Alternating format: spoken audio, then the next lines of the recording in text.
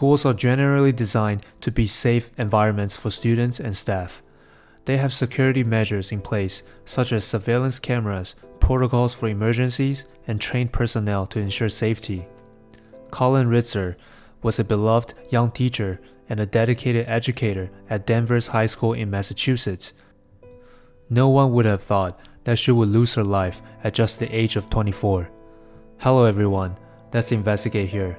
This case occurred in broad daylight, in a place that should have been the safest inside the campus.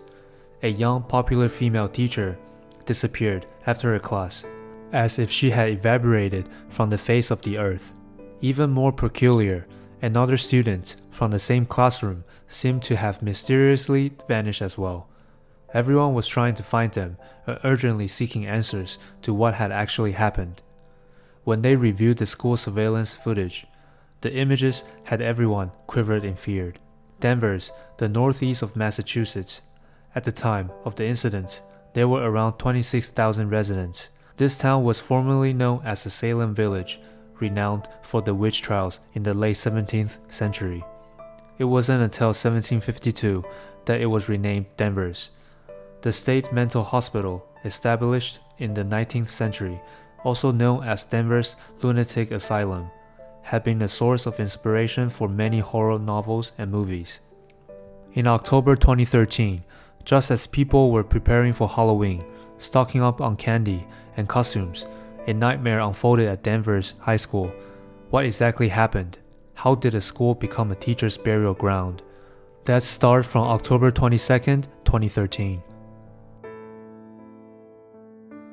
On October 22, 2013, at Danvers High School, teachers and students were going with their days as usual. For a 24-year-old math teacher, Colleen Ritzer, working at a school was her dream. Aspiring to become a teacher since childhood, she brought enthusiasm and vitality to the school every day. Mundane math classes became engaging under her guidance. She often stayed after school to assist students who need extra help, working through math problems and homework with them. That day was no exception. By the 2 p.m. dismissal time, most students had left, but Ritzer remained in the classroom, providing additional tutoring for 2 students. During a break, she encountered another teacher in the hallway. They were colleagues and also good friends. Also coincidentally wore similar outfits that day, matching colored tops and jeans. After a brief chat, they said goodbye, and Ritzer prepared to leave the campus, wrapping up a busy and fulfilling day. At 6:34 p.m., Philip Chisholm, a 9th grade student at Danvers High School, had been out of contact with his family for several hours. His mother arrived at school to pick him up, but found no sign of him. With no response on his phone and apparently no attendance at the afternoon soccer practice, his mother immediately reported him missing to the local police. Upon receiving the school's notification, an email was sent out to the entire student and staff around 9 p.m. regarding the missing classmates. Almost simultaneously, school staffs were also informed about the disappearance of a math teacher. She lived with her parents, and they were expecting her to return home immediately after classes, but she wasn't home and they couldn't get a hold of her. Her father was worried and had already visited the school and found her car in the parking lot, but she was nowhere to be found. The parents reached out to every friend, colleague, and neighbor, yet no one knew where their daughter was. At 11:20, Ritzer's family officially reported her disappearance to the police. 2 disappearances on the same day at the same school were exceptionally unusual. The authorities decided to collaborate with school to conduct searches within the campus and the surrounding areas. While some reviewed the footage from over 100 surveillance cameras, both inside and outside the school buildings, and others continued to search within the city. At midnight, 12:30 a.m. on October 23rd, officers noticed someone walking along the roadside. Due to safety concerns, they approached and asked why someone was out on the road at that time. Upon investigation, they confirmed that this teenager was a high school student reported missing hours earlier, Philip Chisholm.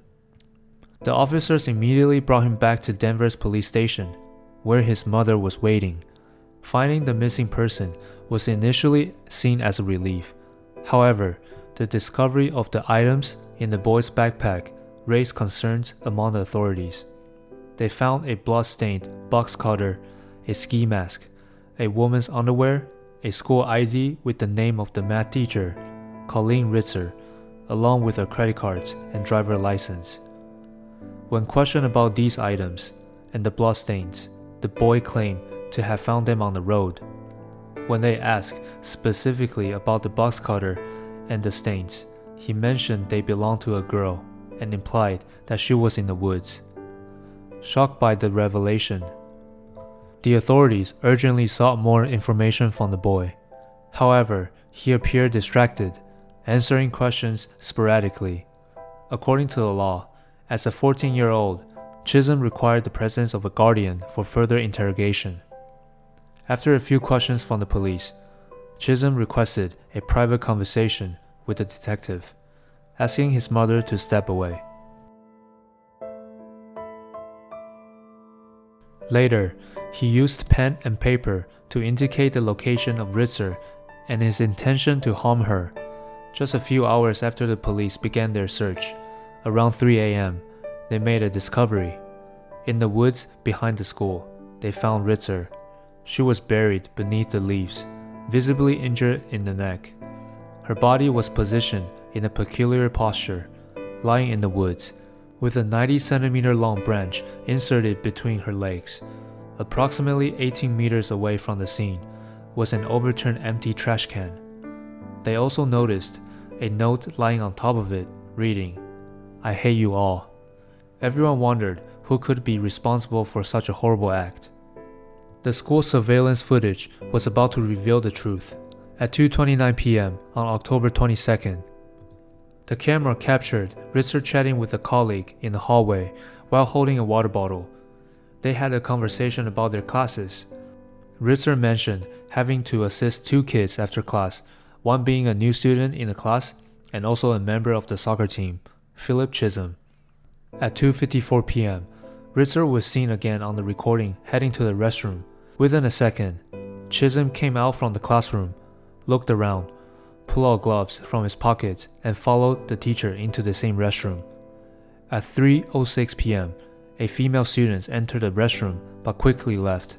She later mentioned that she saw someone inside, butt naked, and assumed she was changing clothes, feeling it would be awkward to stay, so she left. At 3:07 p.m., Chisholm, now wearing a hooded jacket, exited the restroom.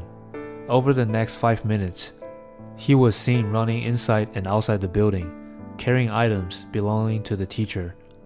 At 3:12 p.m., the stairway camera captured him wearing a mask.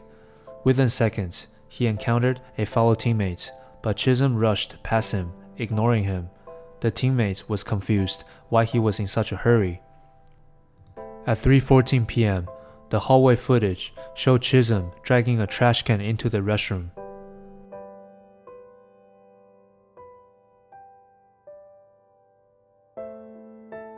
And by 3:22 p.m., he emerged from the restroom, using both hands to pull the heavy trash can. He went down the stairs, exiting the building, and passed by several school staff members without anyone realizing there was a person inside the trash can. At 3:32 p.m., the parking lot camera showed him dragging the trash can slowly towards the woods behind the school. Half an hour later, the camera caught Chisholm again. He was barefooted while coming up the stairs, and on the right side of his pants, we can clearly see bloodstains. At 4:04 p.m., Chisholm changed into clean clothes and prepares to leave the school. He encountered a classmate briefly and then headed to the cinema about a 10-minute drive from Denver's high school to watch a movie. Around 6 p.m., Chisholm used the teacher's credit card at Wendy's for a meal. After dinner, he stole a knife from the store and roamed the streets, unaware that his mother had already reported him missing. Around midnight, he was stopped by the officer from the neighboring town, taken in for questioning, and confronted with evidence, including clear surveillance footage capturing all his actions. Chisholm, with overwhelming physical evidence and recorded acts, was immediately charged with murder. Over the following 2 days, Denver's high school closed its entire campus. Law enforcement and investigators gathered evidence and investigated the premises. Forensics indicated the victim was sexually assaulted prior to possibly up to 16 attacks with a sharp object. When the body was found, the police cannot imagine what Chisholm did to Ritzer with the long wooden branch. The police could not believe this cruel act was committed by a 14-year-old. The entire school community and the victim's family were deeply anguished and furious. They couldn't comprehend why a quiet, seemingly normal transfer student would choose to harm his teacher, who had done nothing to him but helping academically. Chisholm didn't offer an explanation for his actions. He even tried to plead innocent during court proceedings. This upsets the entire town of Denver's residents. In June 2014, while Chisholm was in custody at a secure facility, he attacked a female staff member with a sharpened pencil. Fortunately, the police saved the staff member's life. Due to this incident, Chisholm faced attempted murder charges again and was sent to a hospital for mental evaluation. The court needed to ensure his competency to stand trial. The trial regarding Colleen Ritzer's case finally commenced in November 2015. The defendant's team strongly argued that Chisholm was mentally unstable and lacked the capacity to discern right from wrong. They even brought up the accused parents' marriage, stating that in the past 6 years, they had relocated 8 times due to trauma and environmental stresses. These overlapping traumas and environmental pressures pushed Chisholm to a state of a total mental breakdown.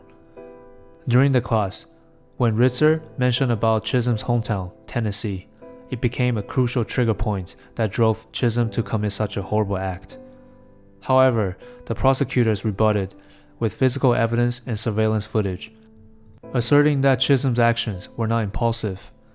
When he arrived at school that day, his backpack already had gloves, a mask, and a set of clean clothes, signifying he planned it carefully. He also brought a hat and mask to conceal his identity, showing that he was aware that his actions were wrong and feared of being identified. On December 15, 2015, the jury announced a guilty verdict for 16-year-old Philip Chisholm on the murder charge. On February 26, for the following year, the judge sentenced him to life imprisonment, with an additional 2 consecutive 40-year sentences that could be eligible for parole every 5 years, but each term must be served separately.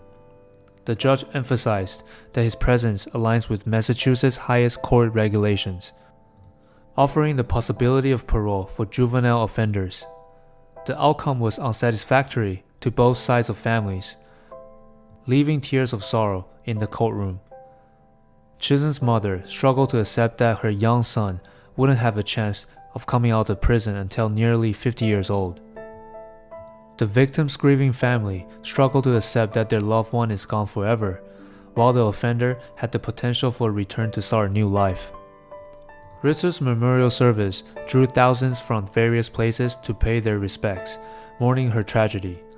Ritzer's family hoped people would remember her warmth and kindness.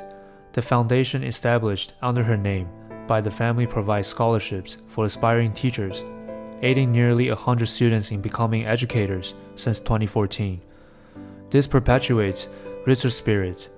The foundation organized an annual memorial run in Ritzer's hometown, encouraging people to practice kindness and appreciate the beauty in life. One of Ritzer's students created a short documentary called Love Colleen, showcasing Ritzer's life, with the aspiration that people would remember her for the beauty she brought into the world, not how she was departed. It is evident that schools should provide psychological counseling from an early age.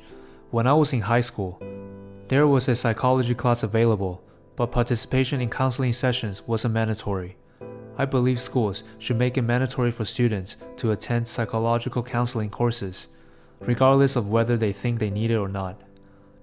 It is crucial because if a child's mental health isn't stable, and given how advanced our technology is now, everyone can access various contents online. which can easily affect young and immature minds. I hope this case prompts the U.S. Department of Education. I also wish Colleen to rest in peace and hope she's in a better place now.